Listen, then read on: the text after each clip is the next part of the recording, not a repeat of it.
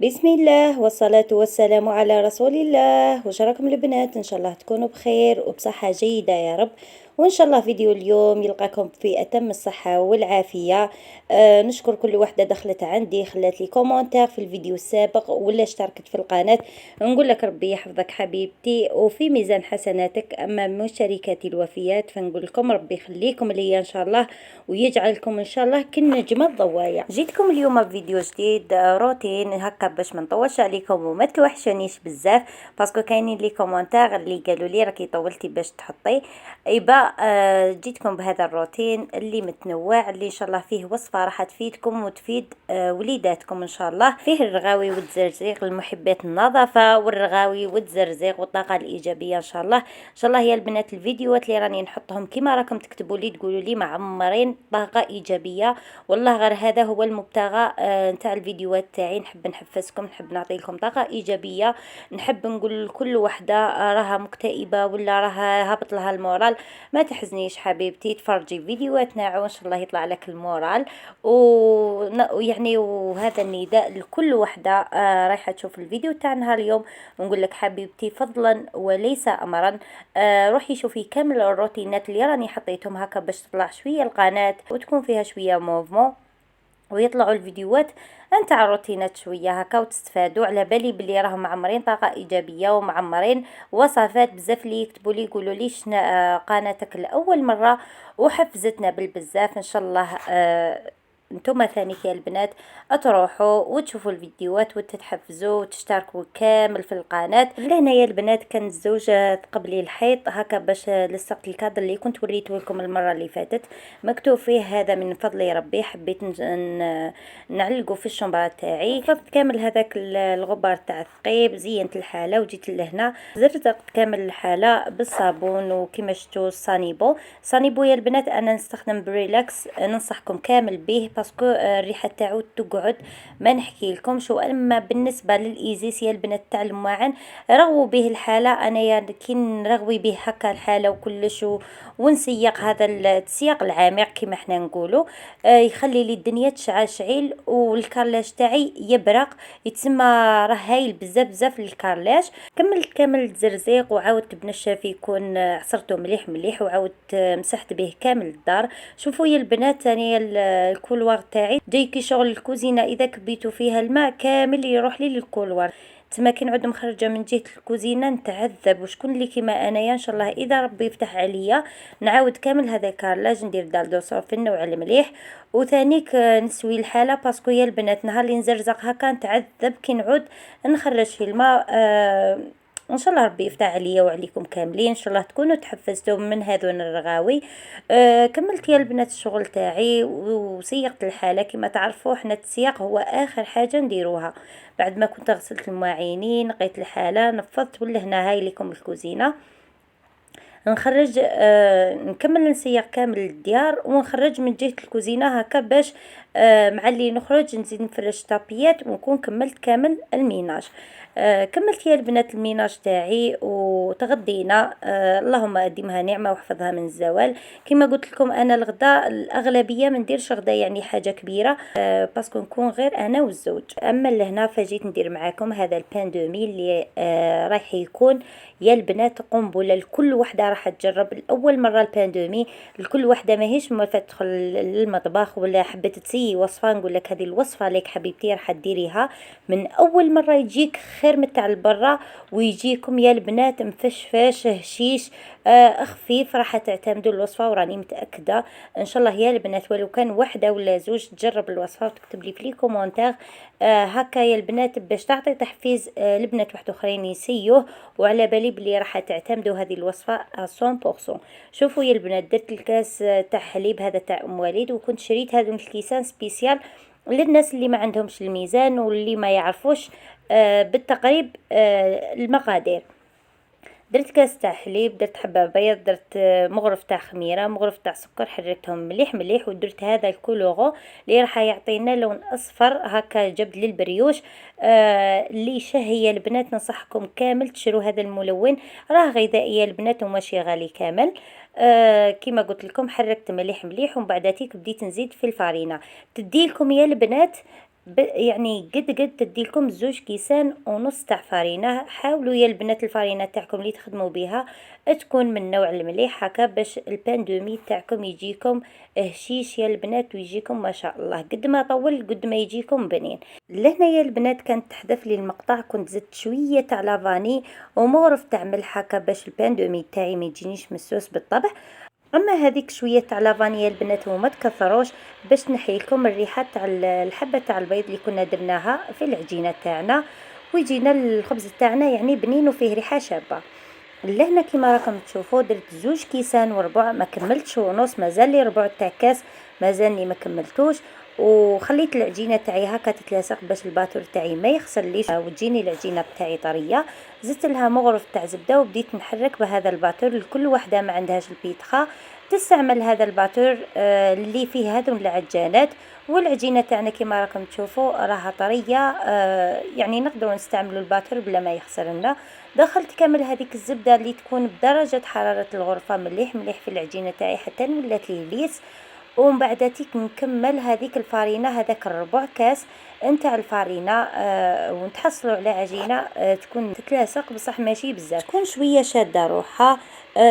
بعد ما نكون كملت كامل هذو المراحل ندهن يديا ونجيب بول واحد اخر ندهنه بشويه تاع زيت، وندير العجينه تاعي في هذاك البول اللي يكون صغير ونحط فيه العجينه تاعي حتى تخمر مليح مليح. ومن بعد تيك نفشلها الخمور نفتحها نروليها ونديرها في المول تاعي تاع البان دومي، نخليها تختمر للمره الثانيه، نديرها بشويه تاع حليب وندخلها الفرن اللي يكون مسخن مسبقا على درجه 180 الى 200 درجه.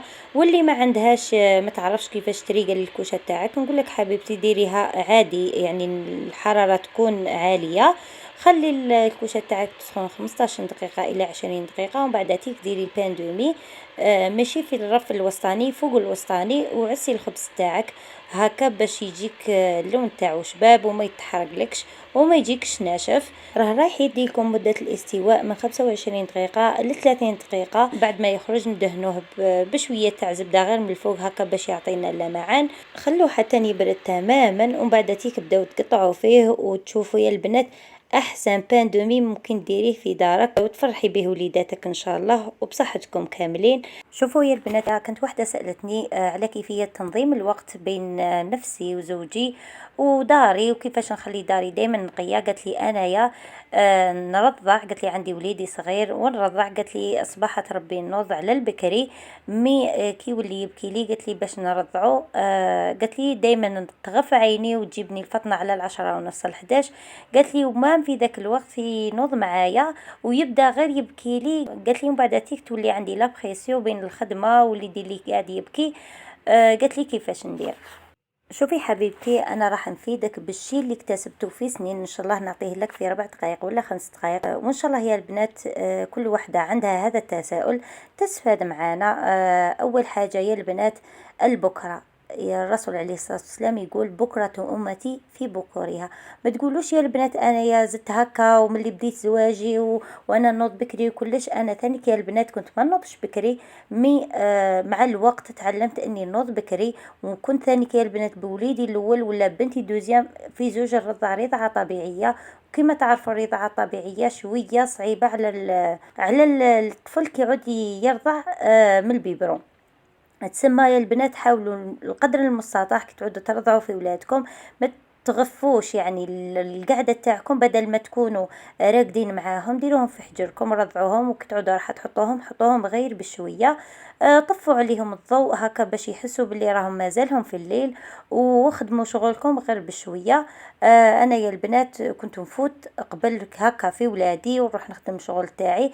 الوقت اللي نوض وليدي يلقاني تقريبا كملت كامل الشغل، ندور لوليدي هذاك نقيلو حاشاكم نبدلو لاكوش تاعو ونديرلو دوش خفيف نبدلو كامل قشو هكا باش يستراح، ونعطيلو حاجه ياكلها خصوصا اذا كان غير كيما بدا ياكل.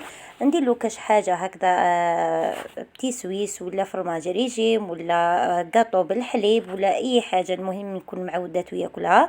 ياكل ونحطو يلعب يا البنات. حنا امهاتنا بكري كانوا يجيبوا 5 و6 وهكذاك، وتلقاو الام هذيك تعجن الصباح دير خبز خمير، دير غداها، تخدم. كاينين حتى اللي يخدموا برا والداخل ويربوا يا البنات. الاخرى اللي ما تجيبش في وقت بكري، الاخرى اللي ما تجيبش تجيب 5 دراري 6. يتسمى حنا وين نبانو قدام هذوك نساء الفحلات، نساء امهاتنا اللي ربي يحفظهم ان شاء الله، ويحفظ لي امي ويحفظ لكم كامل امهاتكم. وين ما تكونوا يا البنات تخدموا ادوا وليدكم هكاك باش يكون قدام عينكم. اذا كان من النوع اللي يعرف يلعب شويه ويعرف الاشياء، حطوا له شويه العاب هكا باش يلهى عليكم. وحاولوا يا البنات ما تديروش الاغاني تاع كراميش وطيور الجنه وهذوك، يعني الاغاني هذوك المكرره، باسكو راهم يسبوا بزاف التوحد. كاينين بزاف اللي يغفلوا على اولادهم وتلقايها نهار كومبلي وهي مع هذوك كراميش والغنى، حتى طفل مسكين ما يعرفش يتواصل. يكبر وليدها وتقول لك وليدي ما ينطقش، وليدي ما يعرفش يهدر، وليدي هكذا وليدي هكذا. نقول لكم حاولوا تبعدوهم على هذو القنوات اللي راها فزت المجتمع كامل، يعني ذراري كامل دخلوا في حالات توحد بسبة هذون البرامج. المهم يا البنات كما قلت لكم دايما وليدك راه قدامك وانت راكي تخدمي في شغل وين تروحي تديه معاك هكا باش ما يستوحاش وما يبداش يبكي لك. كملي شغلك على البكري، كل ما تطولي ديري في بالك باللي ما راح يكفيك الوقت باسكو بكرتي. كي تكملي شغلك تكملي غداك اكيد تكوني في التيبي هو الاول، باسكو هكا باش تخدمي شغلك وغداك راه يطيب تتلاقاي مع غداك مع وليدك هذاك اللي يكون جوز معاك الفتره الصباحيه وتعب من اللعب هكاكي ويعاود ينعس. غديه اعطيله الحاجه اللي اذا كما قلت لك اذا كان يرضع ولا راح ديري له حاجه تغديه بها، غدي وليدك ورقديه وعاودي ولي روحك ديري فيها دوش، نقي روحك، امشطي شعرك ولا التيب روحك. الحاجه اللي كنتي دايرتها في راسك ديريها. والفتره هذه البنات يبقى لكم شويه وقت، ديروا الوصفه تاع نهار اليوم، ديروا هذا البان دومي اللي راح تستفادوا منه. كما قلت لكم ان شاء الله تكونوا استفدتوا. انا يا البنات دايما واقفه على داري وداري دايما نقيه بشهاده الشهود. راه شحال من واحد يجيني وينبهر يا البنات. كما قلت لكم ملي كنت صغيره، ملي بديت نربي في وليدي الاول نتعلم الاخطاء ونشوف الناس يا البنات، شوفوا الناس اللي كيما نتوما كيفاش يتعاملوا مع الوقت واش يديروا. حاولوا تدوا طاقات ايجابيه من ناس ناجحين في حياتهم هكا باش تعاندوهم. قال لك عاند ولا تحسد. استفادوا منهم يا البنات وربوا ولادكم، اعطوا لهم شويه وقت، اصبروا عليهم يا البنات، باسكو ان شاء الله بعد الصبر الجبر. ان شاء الله ربي يحفظ لنا وليداتنا ان شاء الله ويسجيهم ويكبرهم في الطاعه والشفاعه. وشوفوا لي هذا الباندومي كيفاش جاني يا البنات، جاني ما شاء الله يا البنات.